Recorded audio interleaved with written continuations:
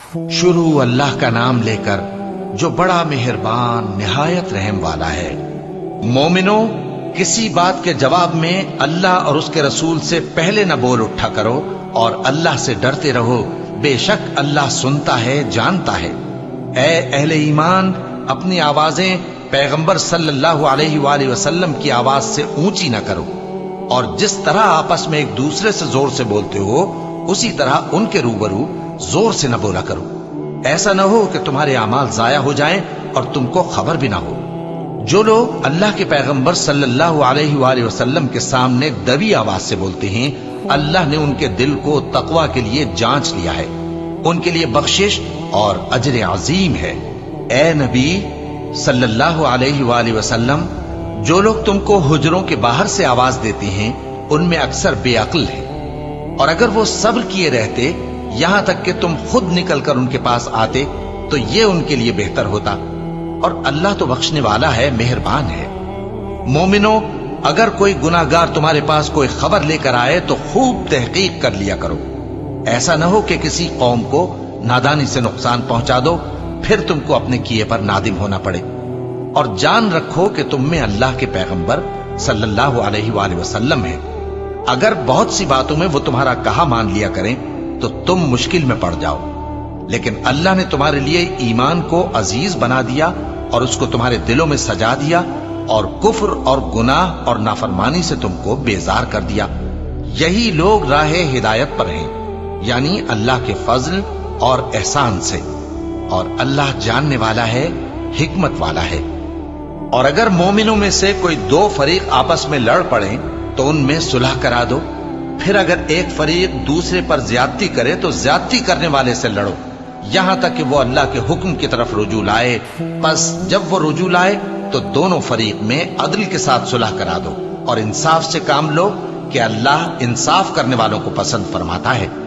مومن تو آپس میں بھائی بھائی ہیں، تو اپنے دو بھائیوں میں صلح کرا دیا کرو، اور اللہ سے ڈرتے رہو تاکہ تم پر رحمت کی جائے۔ مومنو، مرد مردوں سے تمسخر نہ کریں، ممکن ہے کہ وہ لوگ جن کا مذاق اڑایا جا رہا ہے ان سے بہتر ہوں، اور نہ عورتیں عورتوں سے تمسخر کریں، ممکن ہے کہ وہ جن کا مذاق اڑا رہی ہیں ان سے اچھی ہوں۔ اور اپنوں کو آپس میں عیب نہ لگاؤ، اور نہ ایک دوسرے کا برا نام رکھو، ایمان لانے کے بعد برا نام رکھنا گناہ ہے، اور جو لوگ توبہ نہ کریں وہ ظالم ہیں۔ اے اہل ایمان، بہت گمان کرنے سے پرہیز کرو کہ بعض گمان گناہ ہیں، اور ایک دوسرے کے حال کا تجسس نہ کیا کرو، اور نہ تم میں سے کوئی کسی کی غیبت کرے۔ کیا تم میں سے کوئی اس بات کو پسند کرے گا کہ اپنے مرے ہوئے بھائی کا گوشت کھائے؟ اس سے تو تم ضرور نفرت کرو گے، تو غیبت نہ کرو، اور اللہ کا ڈر رکھو، بے شک اللہ توبہ قبول کرنے والا ہے، مہربان ہے۔ لوگو، ہم نے تم کو ایک مرد اور ایک عورت سے پیدا کیا اور تمہاری قومیں اور قبیلے بنائے تاکہ ایک دوسرے کو شناخت کرو، بے شک اللہ کے نزدیک تم میں زیادہ عزت والا وہ ہے جو زیادہ پرہیزگار ہے۔